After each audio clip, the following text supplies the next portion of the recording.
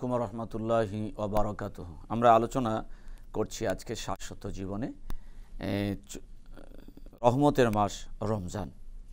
রহমত আল্লাহ রাব্বুল আলামিন দান করেছেন, আর তিনি নিজেই রহমত, আর তিনি রহমত হিসেবে প্রেরণ করেছেন প্রিয় নবী মুহাম্মদুর রাসূলুল্লাহ সাল্লাল্লাহু আলাইহি ওয়াসাল্লামকে। প্রিয় সুধী মণ্ডলী, শাশ্বত জীবনে আজকে আমরা রহমতের মাস রমজান নিয়ে আলোচনা করব এবং এই সংক্রান্ত বিষয়ে আমরা অনেকগুলো প্রশ্ন সমাজের বিভিন্ন শ্রেণী পেশার ভাই বোনদের কাছ থেকে পেয়ে থাকি।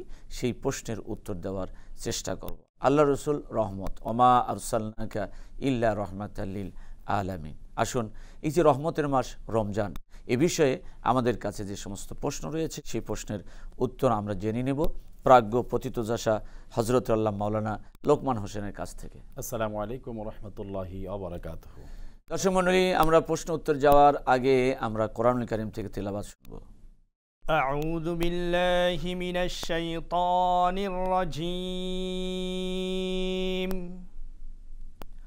বিসমিল্লাহির রহমানির রহিম। وَإِذَا سَأَلَكَ عِبَادِي عَنِّي فَإِنِّي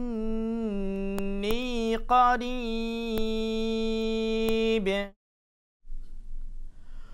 أُجِيبُ دَعْوَةَ الدَّاعِ إِذَا دَعَانِ فَلْيَسْتَجِيبُوا لِي وَلْيُؤْمِنُوا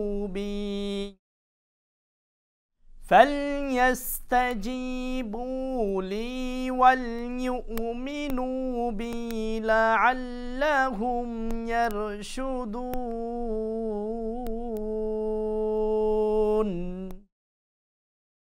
صدق الله العظيم। তেলাওয়াতের পরে প্রথম যে প্রশ্ন আমরা করতে চাই আপনাদের পক্ষ থেকে বিজ্ঞ প্রাজ্ঞ পতিতযশা একজন আলোচকের কাছ থেকে, আসলে রহমত কি? রহমত শব্দটি আরবি শব্দ, বাংলায় আমরা জানি আবিধানিক অর্থ হচ্ছে দয়া, অনুগ্রহ, অনুকম্পা এবং আল্লাহর করুণা। তো এই দয়া, এই মাসটি রমজান হচ্ছে একটি রহমতের মাস। রমজানুল মোবারককে 3 ভাগে বিভাজন করা হয়েছে। প্রথম 10 দিন হলো রহমতের, দ্বিতীয় 10 দিন হলো মাগফিরাতের, তৃতীয় 10 দিন হলো নাজাতের বা ইতকু মিনান নার, জাহান্নাম থেকে পরিত্রাণের মাস। তো এই রহমত, আল্লাহ সুবহানাহু ওয়া তাআলা তিনি হচ্ছেন রহমান, আর তিনি দয়া করে আমাদেরকে দান করেছেন এই রমজান। আর রমজানের ভিতরে রমজানকে আল্লাহ তাআলা শ্রেষ্ঠত্বের আসনে সমাসীন করলেন। আর শ্রেষ্ঠত্ব দেওয়া হয়েছে এই কারণে যে রমজানে আল্লাহ তাআলা কোরআন নাজিল করেছেন, কোরআন নাজিলের মাস। কোরআন হচ্ছে এমন একখানা কিতাব যা মানুষের জন্য হেদায়েতের একটি পাথেয়। অর্থাৎ এই কোরআনের ভিতরে আল্লাহ তাআলা মা ফাররাতনা ফিল কিতাবি মিন শাই, আল্লাহ তাআলা এমন কোনো কিছু বাদ রাখে নাই যা মানুষের জন্য প্রয়োজন, তা আল্লাহ তাআলা খুলে খুলে তিবিয়ানা লিকুল্লি শাই স্পষ্টভাবে বর্ণনা করেছেন। মানুষের জন্য প্রত্যেকটা বিষয় মানুষের রয়েছে। এর ভিতরে রয়েছে ব্যক্তি জীবন, সমাজ জীবন, রাষ্ট্রজীবন, ব্যক্তিগত নীতি, পরিবার নীতি, সমাজনীতি, রাষ্ট্রনীতি, স্বরাষ্ট্রনীতি, পররাষ্ট্রনীতি, যুদ্ধনীতি, সন্ধিনীতি, বন্দিনীতি, যত ধরনের নীতিমালা আছে সব কিছু আল্লাহ সন্নিবেশিত করেছেন, কোরআনের ভিতরে করে নাজিল করেছেন। এই জন্য আল্লাহ তাআলা বলছেন, কুল বিফাদলিল্লাহি ওয়া বিরহমাতিহি ফাবিযালিকা ফালইফরাহু হুয়া খায়রুম মিম্মা ইয়াজমাউন। হে রাসূল, আপনি বিশ্ববাসীকে বলে দিন তাদের জন্য একটি ফদল, তাদের জন্য একটি করুণা, তাদের জন্য অনুগ্রহ যে কোরআনের মধ্যে একখানা কিতাব নাজিল করেছেন আল্লাহ সুবহানাহু ওয়া তাআলা। আর এটা হচ্ছে হুয়া মিম্মা ইয়াজমাউন, হুয়া খায়রুম মিম্মা ইয়াজমাউন। এটা হচ্ছে উত্তম, বিশ্ববাসী যা কিছু অর্জন করেছে। আমরা পৃথিবীর মানুষ অনেক কিছু অর্জন করেছি, সেই অর্জনের ভিতরে এই সবার সবচেয়ে শ্রেষ্ঠ অর্জন হচ্ছে কোরআনুল কারীম। আর এটা নাজিল করেছেন রমজানুল মুবারকে, শাহরুর রমাদানিল্লাযী উনজিলা ফীহিল কুরআন। আল্লাহ বলছেন এটা এমন একটি মাস যে মাসে আল্লাহ কোরআন নাজিল করেছেন। ধন্যবাদ। প্রিয় দর্শক মণ্ডলী, আমাদের প্রশ্ন ছিল রহমত কি? রহমত আল্লাহ রাব্বুল আলামিনের পক্ষ থেকে একটি দয়া, একটি মায়া, একটি প্রেম, একটি ভালোবাসা। আল্লাহ তাআলা রেহমন, সেলমন এগুলো প্রথম তৈরি করেছেন এবং রেহম থেকে মায়ের যে সম্পর্ক ছেলের সাথে, সেই সম্পর্কের যে দ্রুতি, সেই সম্পর্কের যে একটি অবস্থা, তা কিন্তু আল্লাহ তাআলা বোঝাইতে চেয়েছেন। ওমা আরসালনাকা ইল্লা রহমাতাল লিল আলামিন। রাসূল পাক সাল্লাল্লাহু আলাইহি ওয়াসাল্লাম ছিলেন প্রেমের নবী, দয়ার নবী, মায়ার নবী। রহমত শব্দটি উৎপত্তি হয়েছে র হা মিম থেকে। এখান থেকে আমরা দেখি বিসমিল্লাহির রহমানির রহিম। রহমান রহিম, এই দুইটি শব্দই কিন্তু উৎপত্তি হয়েছে রেহমত থেকে। কাজেই রহমত শব্দটি এমন একটি পারিভাষিকগত শব্দ, যে শব্দের মধ্য দিয়ে আল্লাহ রব্বুল আলামিন বান্দার প্রতি এমন আচরণ করেন যে বান্দা যতই গুনাহ করুক আল্লাহ তাআলা মাফ করে দেন। قل يا عبادي الذين أسرفوا على أنفسهم لا تقنطوا من رحمة الله إن الله يغفر الذنوب جميعا إنه هو الغفور الرحيم। ও বান্দারা, যারা তোমরা নফসের উপরে জুলুম করেছো তারা আমার রহমত থেকে নৈরাশ হয় না। এই রহমত কি রহমত? গুনাহ মাফের জন্যে তোমরা একটু আমার কাছে আসো। হে রাসূল, আপনি বলে দেন, নিশ্চয় তিনি সব গুনাহ মাফ করেন। এই আয়াতের মধ্যে রহমত এবং রহিম দুইটি শব্দ আসছে, কিন্তু দুইটি শব্দের উৎপত্তি হয়েছে রেহমত থেকে। আমরা এই যে রহমত নিয়ে আলোচনা করি, তোর দিলে রহমত নাই, অর্থাৎ তোর দিলে ভালোবাসা নাই, প্রেম নাই, দয়া নাই, মায়া নাই, মানুষের প্রতি যে আকৃষ্ট হয় সেই ধরনের আবেদন নিবেদন নেই, এই হলো রহমত। এই রহমতের মাস রমজান। কেন রহমতের মাস রমজান বলা হলো? যেহেতু আল্লাহ তাআলা আমাদেরকে দয়া করেছেন, ভালোবেসেছেন, করুণা করেছেন, এরকম একটা মাসের একটা সুবর্ণ সুযোগ এনে দিয়েছেন আমরা যাতে নিজেদেরকে পরিশুদ্ধ করতে পারি।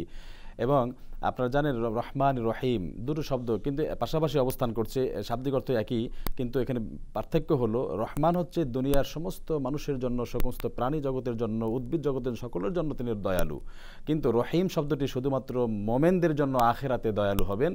আর 99 ভাগ আল্লাহর কাছে রিজার্ভ রেখে দিয়েছেন, সেটা শুধুমাত্র মোমেনদের জন্য। আর 1 ভাগ যে তিনি দয়া করেছেন গোটা বিশ্বের সকল কিছুর জন্য, তাহলে 1 ভাগ রেখেছেন আর মোমেনদের জন্য সেখানে আকাসুল খাস করেছেন রহিম, তিনি দয়ালু হবেন।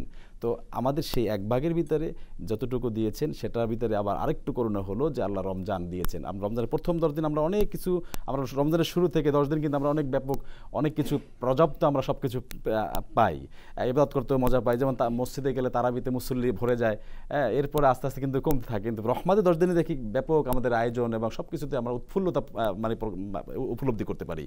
তো এই কারণে রহমাত, এটা যে রহমাতের 10 দিন, এটা যথার্থ সঠিক।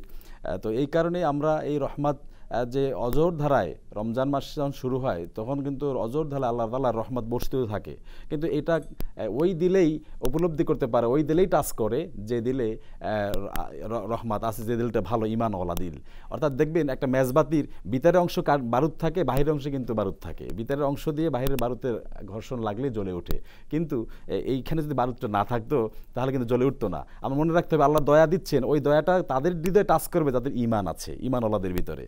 যেমন অজর ধারায় বৃষ্টির পানি যদি শিলা পাথরের উপর পড়তে থাকে সেখানে কিন্তু পাথরটা গলছে না, সেই শান ঢালাইয়ের উপরে বৃষ্টি বর্ষণ হলে সেখানে কিন্তু কোনো কাজ হচ্ছে না। কিন্তু মাটিতে চৈত্র বৈশাখ মাসে প্রচণ্ড রোদের খরতাপে যদি জমির ফেরে চৌচির হয়ে যায়, একদম ঠনঠনে শুকনো হয়ে যায়, সেখানে যদি বৃষ্টির পানি পড়ে এই ঠনঠনে শুকনো মাটিও জিন্দা হয়ে যায় এবং সেখানে ফসল ধারণের জন্য আবার উপযুক্ত হয়ে যায়। তো এখন বিষয়টা হচ্ছে যে আমার হৃদয়ে আগে ঈমান থাকতে হবে।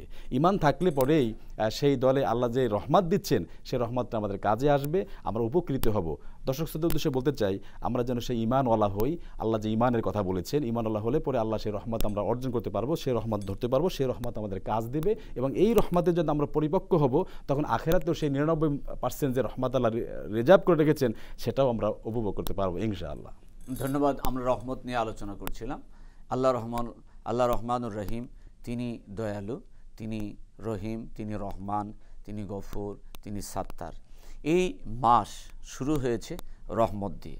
প্রথম 10 দিনের যে রহমত তা কি আমরা গ্রহণ করতে পারছি বা পারবো এবং পেরেছি, নাকি আল্লাহর গজবের মধ্যে আমরা নিপতিত হয়েছি? শুরু থেকে যে 10 দিন, প্রথম 10 দিন, মাঝের 10 দিন, শেষের 10 দিন। প্রথম 10 দিনে আল্লাহ তাআলা রহমত এর কথা বলছেন কেন? প্রিয় নবীর মাধ্যমে।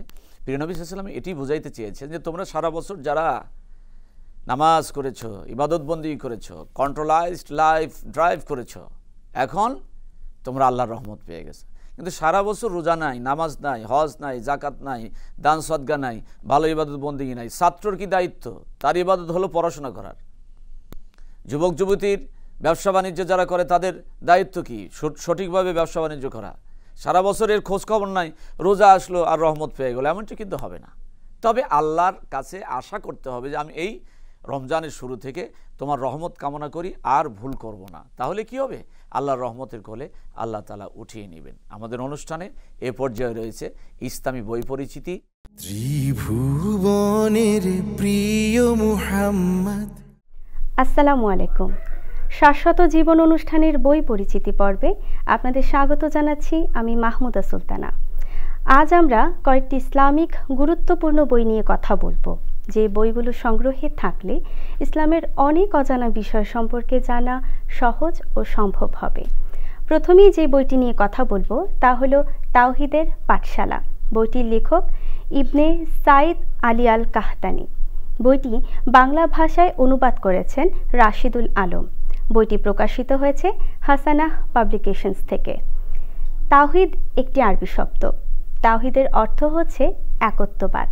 এর মর্ম হচ্ছে আল্লাহকে একক সত্তা ও গুণগত দিক থেকে মেনে ও জেনে তার ইবাদত করা। মুসলমানদের জন্য তাওহীদ অতি গুরুত্বপূর্ণ একটি বিষয়। লেখক এই বইটিকে 4টি অধ্যায়ে বিভক্ত করেছেন। প্রথম অধ্যায়ে তিনি কালিমার প্রথমাংশ নিয়ে আলোচনা করেছেন। দ্বিতীয় অধ্যায় কালিমার দ্বিতীয় অংশ নিয়ে আলোচনা করেছেন। তৃতীয় অধ্যায় তাওহীদের ত্রুটি ভঙ্গের কারণ এবং চতুর্থ অধ্যায় মুশরিকদের তাওহীদের দাওয়াত, পথ ও পদ্ধতি নিয়ে আলোচনা করেছেন। এই বইটি সংগ্রহ করলে এই সমস্ত বিষয় সম্পর্কে জানা সহজ হবে। এই বইটি প্রকাশিত হয়েছে 34 নর্থ রোড মাদ্রাসা, বাংলা বাজার, ঢাকা 1100 থেকে। বইটির মূল্য সংখ্যা 254 টাকা মাত্র। এখন আমরা যে বইটি নিয়ে কথা বলবো সে বইটি হলো ইসলাম ও বাংলাদেশ। বইটির লেখক শামীম মোহাম্মদ আফজাল। বইটি প্রকাশিত হয়েছে ইসলামিক ফাউন্ডেশন বাংলাদেশ থেকে। আমাদের শৌর্য, বীর্য, সমৃদ্ধি যুগে যুগে অন্যদের প্রতিহিংসার কারণ হয়ে দাঁড়িয়েছে। তাই বাংলাদেশ বহুবার বিদেশিদের অগ্রাসনের শিকার হয়েছে। দীর্ঘ 9 মাস মুক্তিযুদ্ধের মাধ্যমে অর্জিত হয়েছে আমাদের স্বাধীনতা। বাংলাদেশ বিশ্বের দরবারে আজ মাথা উঁচু করে দাঁড়িয়েছে। বাংলাদেশের মহান মুক্তিযুদ্ধ, বঙ্গবন্ধু কর্তৃক ইসলামিক ফাউন্ডেশনের প্রতিষ্ঠা, ইসলামিক ফাউন্ডেশন ও আমাদের বর্তমান সরকার ইসলাম প্রচার প্রসারে তাদের অবদান ইত্যাদি বিষয় সম্পর্কে এই বইটিতে উপস্থাপন করা হয়েছে। এই বইটির পৃষ্ঠা সংখ্যা 180। বইটির মূল্য নির্ধারণ করা হয়েছে 105 টাকা মাত্র। এই ছিল আমাদের আজকের বই পরিচিতি পর্ব। পরবর্তী অনুষ্ঠান দেখার আমন্ত্রণ জানিয়ে এখানেই বিদায় নিচ্ছি। আল্লাহ হাফেজ। ত্রিভুবনের প্রিয় মুহাম্মদ। রহমতের মাস রমজান। এই রহমত যে প্রাপ্তি, এটা আমরা কিভাবে সম্পাদন করতে পারি, পেতে পারি, এ বিষয়ে এবং বিভিন্ন প্রশ্নের উত্তর জেনে নেব প্রথিতযশা আলেম এবং অত্যন্ত জ্ঞানগর্ভ যিনি কথা বলে থাকেন হযরত আল্লামা মাওলানা মুফতি কামাল আহমদের কাছ থেকে। আল্লাহ পাক রব্বুল আলামিন একটি হাদিসে কুদসিতে বলছেন, ইন্না লিল্লাহি মিআতা রাহমা ফাআনজালা মিনহা রাহমাতান ওয়াহিদাতান ওয়া বিহা ওয়াকাসসামা বাইনাল জিন্নি ওয়াল ইনসি ওয়াল উহুশ ওয়া বিহা তাদাআতাফুল উম্মু আলা আওলাদিহা ওয়া বিহা তাদাআতাফুল উহুশু আলা আওলাদিহা ওয়া বাকিয়া 99 রাহমা। আল্লাহ পাক রব্বুল আলামিন বলেন যে আমার 100টি রহমত রয়েছে। তো 100টি রহমতের মধ্যে আমি আল্লাহ পাক রব্বুল আলামিন 99টি রহমত আমার কাছে রেখে দিয়েছি, আর একটি মাত্র রহমত দুনিয়ার সমস্ত মাখলুকাতের মধ্যে ভাগ করে দিয়েছি। তো দেখেন আপনি, আজকে মানুষ তার বাচ্চার জন্য কি পরিমাণে, একটা মানুষ তার বাচ্চার জন্য কি পরিমাণে রহম করতেছে। একটা কুকুর তার বাচ্চার জন্য, একটা মুরগি তার বাচ্চার জন্য, দুনিয়ার সমস্ত জায়গায় যদি আপনি দেখেন একটি রহমতের ছিটে ফোটা কিছু রহমত তার মাঝখানে আছে। তো সেই রহমতের কারণে দেখেন তার সম্পর্কটা কেমন। তো আল্লাহ পাক রব্বুল আলামিন বলেন, আমি বান্দার জন্য 99টি রহমত রেখেছি, আর এই 99টা রহমত এই জন্য রেখেছি, বান্দা আমার কাছে চাইবে, আমি আল্লাহ পাক রব্বুল আলামিন সেটাকে পূরণ করে দিব। আর এই রহমতটার এমন ধরনের একটা বিস্তৃত রয়েছে যে আল্লাহ পাক রব্বুল আলামিন বলছে আর রহিম, যারা এখানে মুমিন হতে পারবে, মুমিন ব্যক্তিদের জন্য আল্লাহ পাক রব্বুল আলামিন বলছেন যে আমি একমাত্র মুমিনদেরকেই রহমত, আমার রহমত আমি আল্লাহ পাক রব্বুল আলামিন দিব মুমিনদেরকেই। অন্য যে কোনো ধরনের যে কোনো মানুষ রয়েছে, হিন্দু আছে, খ্রিস্টান আছে, বিভিন্ন ধরনের বিভিন্ন জাতি আছে, কিন্তু সমস্ত রহমতগুলি আমরা দেখেছি আল্লাহ পাক রব্বুল আলামিন বলছেন আর রহমান, যে সবাই রহমত পাচ্ছে দুনিয়াতে, কিন্তু কাল কিয়ামতের ময়দানে অর্থাৎ যখন ময়দানে মাহশর শুরু হয়ে যাবে সেখানের মধ্যে আল্লাহ পাক রব্বুল আলামিন বলেন আমার রহমত একমাত্র মুমিনদের জন্যই খাস থাকবে। তো এখানের মধ্যে আমরা স্পষ্টভাবে এটা জেনে নিতে পারি যে আমরা যদি সেরকমভাবে এই রমজানুল মোবারকের মাধ্যমে আমাকে সর্বোৎকৃষ্ট মানের মুমিন হিসাবে আমি নিজেকে গড়ে তুলতে পারি, তাহলে আল্লাহ পাক রব্বুল আলামিনের পক্ষ থেকে অবশ্যই অবশ্যই আমি রহমত পাবো এবং সেই রহমতের মাধ্যমে আমি নাজাত লাভ করব। এই জন্য যারা দেশে বিদেশে আমরা যে যেখান থেকে দেখছি, আমাদেরকে এই কথাটির দিকে, এই হাদিসের দিকে আমাদেরকে খেয়াল রাখতে হবে, এই জন্য যে আমরা আল্লাহ পাক রব্বুল আলামিনের রহমতের উপযোগী হয়েছি কিনা। আর এটির এই উপযোগী হওয়ার জন্য রমজানুল মোবারকে আমাদের জন্য বিশেষ একটি সুযোগ রয়ে গিয়েছে। এই জন্য আমরা যদি এই রমজানুল মোবারকের রমজানের রহমত, মাগফিরাত, নাজাতের মাধ্যমে আমি আল্লাহ পাক রব্বুল আলামিনের রহমতের যেই বাড়ি দ্বারা বর্ষণ করতেছেন সেটার যদি লায়েক হইতে পারি, উপযুক্ত হইতে পারি, তাহলে আমাকে আল্লাহ পাক রব্বুল আলামিন অবশ্যই অবশ্যই তার রহমতের কোলে তুলে দিবেন। কেননা আল্লাহ পাক রব্বুল আলামিন কোরআনুল কারীমে বলেছেন কুল ইয়া ইবাদিয়াল্লাযীনা আসরাফু আলা আনফুসিহিম লা তাকনাতু মির রাহমাতিল্লাহ। আল্লাহ তাআলা বলেন যে হে বান্দারা, যারা নিজেদের উপরে, নিজের আত্মার উপরে জুলুম করেছো, তোমরা যত জুলুম করো না কেন, তোমার গুনাহ করতে করতে যদি তুমি আসমান পর্যন্ত গুনাহ করে থাকো, তুমি আল্লাহ পাক রব্বুল আলামিনের দ্বারে আসো, আল্লাহ পাক রব্বুল আলামিনের কাছে তুমি সারেন্ডার করো। সারেন্ডার করলে আল্লাহ পাক রব্বুল আলামিন অবশ্যই অবশ্যই তোমাকে রহমতের কোলে তুলে নেবেন। এই জন্য আল্লাহ পাক রব্বুল আলামিন এই আয়াত বলছেন কুল ইয়া ইবাদিয়াল্লাযীনা আসরাফু আলা আনফুসিহিম লা তাকনাতু মির রাহমাতিল্লাহ। কোনো মুমিন ব্যক্তি আল্লাহ পাক রব্বুল আলামিনের রহম থেকে সে দূরে সরতে পারে না, নৈরাশ হইতে পারে না। এই জন্য আমরা যত গুনাহ করি না কেন, আমাদের যত ভুলচুক হোক না কেন, আমরা সব সময় মুমিন ব্যক্তি সব সময় একটা শব্দ রাখবো আস্তাগফিরুল্লাহ, আমি আল্লাহ পাক রব্বুল আলামিনের কাছে ক্ষমা চাচ্ছি। যদি আমি ক্ষমা চাই, ক্ষমা চাইতে পারি ক্ষমা চাওয়ার মতো এই রমজানুল মোবারকে, তাহলে আল্লাহ পাক রব্বুল আলামিন অবশ্যই অবশ্যই তার রহমতের যে 99টি রহমত রয়েছে সেখান থেকে সে রহমতের ভাগীদার আমি অবশ্যই অবশ্যই হতে পারবো। অর্থাৎ রহমত তারাই প্রাপ্ত হবে যারা আল্লাহ রাব্বুল আলামিনের নির্দেশ অনুযায়ী জীবন পরিচালনা করে এবং যারা মুমিন, যারা ইসলাম মানে কালেমা, নামাজ, রোজা, হজ, যাকাত, সাথে সাথে মানবতার কল্যাণের জন্য কাজ করে। রহমত থেকে বঞ্চিত কারা? আল্লাহ পাক রব্বুল আলামিন তো এখানের মধ্যে বলেছেন যেই পরিমাণে তারা গুনাহ করুক না কেন যেন নৈরাশ না হয়।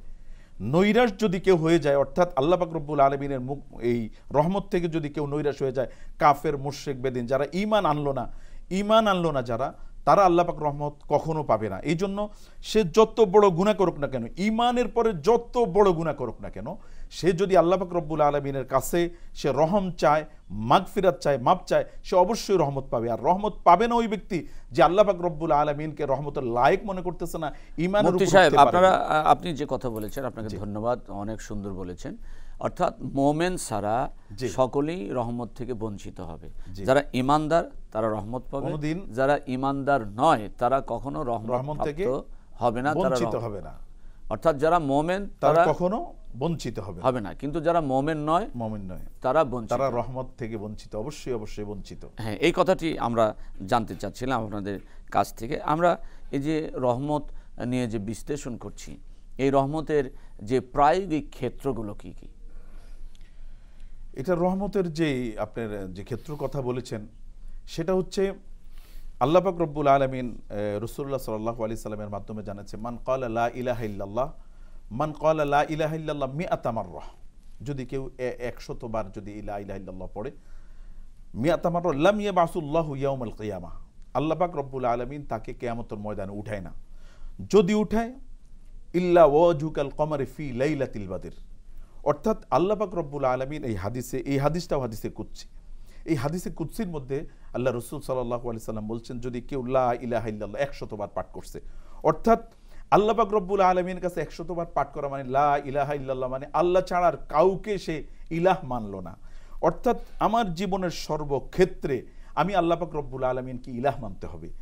আমি যদি কেউ এই ইলাহ মানে, যেমন যদি কেউ লা ইলাহা ইল্লাল্লাহ 100 বার পাঠ করছে, তো রাসূলুল্লাহ সাল্লাল্লাহু আলাইহি সাল্লাম বলছে তাহলে আল্লাহ পাক রব্বুল আলামিন তাকে কিয়ামতের ময়দানে উঠায়, আর উঠাইলে তার চেহারাটা পূর্ণিমা চন্দ্রের মতো করে দেয়। অর্থাৎ এখানের মধ্যে রহমতের যে বিষয়টা আপনি আলোচনা করেছেন, রহমত প্রাপ্ত ব্যক্তিগণের অনেকগুলি পুরস্কার আছে। তার মধ্যে একটি পুরস্কার হচ্ছে তার চেহারাটা হবে অর্থাৎ একটা পূর্ণিমার চাঁদের মতো তার। ধন্যবাদ। আমরা রহমতের প্রায়োগিক ক্ষেত্রটা আজ জানতে চেয়েছিলাম আপনার কাছে। আমরা যে রহমতের প্রায়োগিক ক্ষেত্র আল্লাহ তাআলা নিজেই বলেছেন যে তার রহমত গোটা বিশ্ব পরিব্যাপ্ত। এই রহমত আমাদের নেয়ার জন্যে প্রচেষ্টা করতে হবে, যে প্রচেষ্টার একটি সময় মোক্ষম যে সিজন তা হলো রোজার মাস, সিয়াম সাধনার মাস। এখানে আল্লাহর রহমত পাওয়া একটি সহজ পদ্ধতি, সহজ সময়, সহজলভ্য একটি বিষয়। আমরা এখানে রহমত আল্লাহর পেতে পারি। রহমত নাজিল হয় কখন? রাত্রিতে। রহমত নাজিল হয় গভীর রজনীতে। কিন্তু গোটা মাসের সিয়াম সাধনা রোজার যে মাস, 30 দিনের মধ্যবর্তী যে সময় মাগফিরাত, শেষের যে সময় নাজাত, কিন্তু প্রথম 10টি দিবস রোজার যে রাত, এই প্রত্যেকটা মুহূর্তই আল্লাহ রাব্বুল আলামিন রহমতের জন্য নির্ধারণ করেছেন। কারণ বান্দা হয়তো অপরাধ করেছে, কিন্তু আল্লাহর কাছে আসছেন, বলছেন আল্লাহ আমি অপরাধী, আতুবু ইলাইক আস্তাগফিরুল্লাহ রাব্বি মিন কুল্লি যামবি ওয়া আতুবু ইলাইহি, যত গুনাহ করেছি আল্লাহ আপনি আমাকে মাফ করে দেন। আল্লাহ বলেন যে আমি তোমাকে রহমতের দ্বারা আমার কোলে উঠিয়ে নিলাম, কুদরতের কোলে উঠিয়ে তোমাকে মাগফিরাত দান করলাম। শেষের দশকে তোমাকে আমি আল্লাহ তাআলা জাহান্নাম থেকে মুক্ত করে জান্নাতি হিসাবে মঞ্জুর করলাম। এই যে প্রায়োগিক ক্ষেত্র, তা হলো রমজানের প্রথম 10টি দিবস, 10টি রাত। এই জন্য আমরা হেলায় অবহেলায় না কাটাই। রমজানুল মোবারকের এই বিশেষ সময়গুলিতে আমরা যেন দৃঢ়চিত্তে রোজার যে অবকাঠামো, রোজার যে প্রাপ্তি, রোজার যে বিষয় চাহিদা পরিপূর্ণভাবে ফিল আপ করে আমরা যেন জীবন পরিচালনা করতে পারি, সেই তৌফিক আল্লাহ রাব্বুল আলামিনের কাছে আমরা কামনা করি। শেষ করছি আমাদের আজকের মতো প্রিয় অনুষ্ঠান শাশ্বত জীবন। আল্লাহ রাব্বুল আলামিন আমাদের সকলকে রহমতের মাধ্যমে তিনি যেন মাফ করে দেন, জাহান্নাম থেকে মুক্ত করেন, সে আশাবাদ ব্যক্ত করে শেষ করছি আজকের মতো।